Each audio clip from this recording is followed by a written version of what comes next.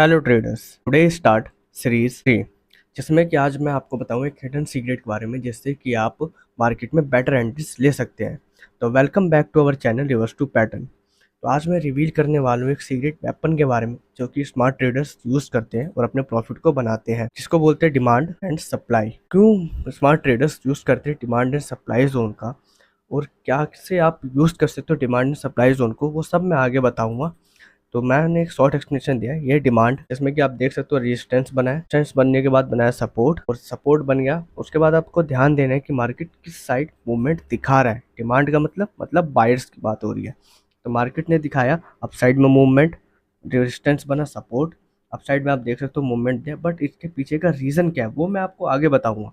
But इसका opposite होता है सप्लाई जोन। तो ये आ गया हमारा सप्लाई जोन, बनाया मार्केट ने, फिर वही रेजिस्टेंस, फिर वही सपोर्ट जो कि आप देख सकते हो। और यहाँ पे भी आपको फोकस करना है कि मार्केट किस साइड में मूवमेंट दिखाए। अगर सप्लाई की बात हो रही है तो जरूर बात होगी सेलर्स की। तो मार्केट ने दिखाया डाउन साइड में मूवमेंट, मार्केट आया डाउन साइड में, आप देख सकते हो। और बट को मैं कंप्लीट सिनेरियो बताता हूँ जिसको आपको ज्यादा अच्छे से समझ में आएगा। तो आप देख सकते हो ये डिमांड और एक साइड मैंने कर दिया सप्लाई को, ये बनाया रेजिस्टेंस और ये बनाया सपोर्ट। ये मार्केट अप गया मतलब डिमांड और मार्केट डाउन है मतलब सप्लाई। तो ये है डिफरेंस दोनों के बीच में जो कि आप देख सकते हो। बट मैंने इनको 3 पार्ट्स में डिवाइड कर दिया है डिमांड एंड सप्लाई जोन को, जिससे कि आपको कोर एक्सप्लेनेशन मिले और आपको समझ में आए आपको डिमांड एंड सप्लाई जोन का मतलब क्या होता है और आपको कैसे यूज करना है। पहले आपको देखना है डिमांड एंड सप्लाई जोन होता क्या है और हम स्ट्रॉन्ग जोन्स को कैसे पहचान पाए और daily supply and demand zone में कैसे एंट्री लें with strategy.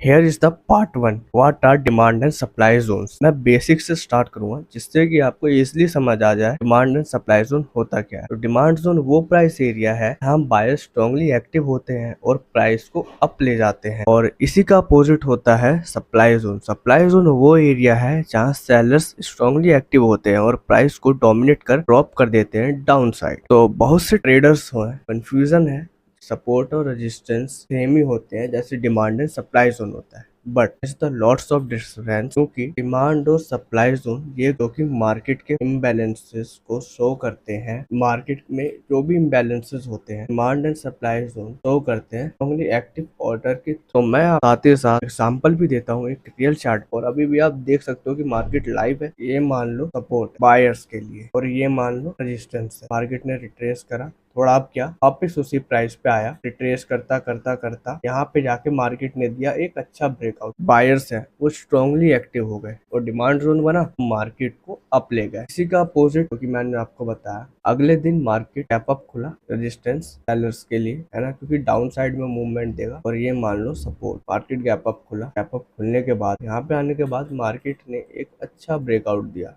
Down side. Breakout देने के बाद सेलर्स स्ट्रांगली एक्टिव हो गए क्योंकि प्रीवियस डे डिमांड और आज होगा सप्लाई। कोई भी चीज की डिमांड होती है तो उसकी सप्लाई भी तो होती है ना। तो कल डिमांड हुआ, आज होगा सप्लाई, सप्लाई होने तो आप समझ सकते और सेलर्स एक्टिव हुए और मार्केट को डाउन साइड ले गए। डाउन साइड लिए थोड़ा रिट्रेस करते करते फिर और डाउन ले गए। तो ये डिफरेंस होता है डिमांड जोन के बारे में और ये डिफरेंस होता है एक सप्लाई जोन के बारे में, तो कि हमें क्लियरली समझ लेना चाहिए जिससे कि हमें मार्केट में बहुत ज्यादा प्रॉफिट्स भी हो सकते हैं। कैसे आप आइडेंटिफाई कर सकते हो स्ट्रॉन्ग जोन्स को, इन 3 चीज़ों को आपको ध्यान में रखना है। स्ट्रॉन्ग मूव अवे मतलब कि प्राइस जो होगा वो शूट अप करेगा विद बिग कैंडल्स के साथ। सेकंड चीज़ होगी लेस कैंडल्स इनसाइड जोन मतलब इम्बैलेंसेस कम होंगे। और थर्ड चीज़ होगी फ्रेश जोन मतलब प्राइस वापस उस जोन में आके रिट्रेस नहीं करेगा, जो कि मैं आपको प्रैक्टिकल दिखाऊंगा चार्ट पर। स्ट्रॉन्ग डिमांड जोन पहले की हम मार्क करेंगे सपोर्ट एंड रेजिस्टेंस है ना। रिट्रेस करते करते मार्केट ने दिखा अप साइड में एक बहुत अच्छा मूवमेंट। स्ट्रॉन्ग जोन में आइडेंटिफाई करना है कि क्या क्या हम देख के बता सकते हैं कि स्ट्रॉन्ग जोन है। फर्स्ट ऑफ ऑल यहाँ पे आप देख सकते हो मार्केट बहुत अच्छा ने ब्रेकआउट दिया, बिना रिट्रेस के अप साइड में मूवमेंट दिखाता है, वो भी बिग कैंडल्स के साथ। तो इन्हीं चीजों का आपको ध्यान रखना है, तभी आप पता लगा सकते हैं कि मार्केट में स्ट्रॉन्ग जोन कौन सा है और कौन सा नहीं है। करेंगे स्ट्रॉन्ग सप्लाई जोन की। डिमांड जोन के बारे में तो मैंने आपको बता दिया है। It's the supply zone, mark करेंगे सपोर्ट एंड रेजिस्टेंस को। ये 2 चीजें हम कवर कर लेंगे। उसके बाद हम देखेंगे कि मार्केट किस साइड पे मूव दिखा रहा है। तो आप देख सकते हो मार्केट डाउन साइड में मूव दिखा रहा है क्योंकि ये स्ट्रॉन्ग सप्लाई जोन है। ये देखो यहाँ पे मार्केट ने दिया अच्छा ब्रेकआउट, ना ही वापस उस प्राइस पे आ रहा है, वो भी प्राइस देखो आप ड्रॉप कर रहा है, वो भी लॉन्ग कैंडल्स बना रहा है मार्केट ना किसी रिट्रेसमेंट के। तो ये है स्ट्रॉन्ग सप्लाई जोन। आप इस स्ट्रेटजी के साथ एंट्री कर सकते हैं डिमांड एंड सप्लाई जोन में और प्रॉफिट को बुक कर सकते हैं। जब प्राइस एक्शन अप्रोच करता है डिमांड एंड सप्लाई जोन को, तो विदाउट कंफर्मेशन के कभी भी एंट्री नहीं लेनी चाहिए। ये 3 चीज़ें आपकी हमेशा हेल्प करेंगे कंफर्मेशन में, इनको याद रखना। फर्स्ट है bullish and bearish candlestick pattern, second है real breakout of structure and third है volume spike and price action. जब भी demand and supply zone market में ऐसा सिनेरियो बना है तो हमें इन 3 थिंग्स को रिमेंबर रखना है और आफ्टर द कंफर्मेशन मार्केट में एंट्री करनी है। ये रहा डिमांड जोन की समरी और ये रही सप्लाई जोन की समरी। अगर आपको ऐसे इन्फॉर्मेशनल वीडियो और चाहिए तो चैनल को लाइक करिए, शेयर करिए एंड सब्सक्राइब।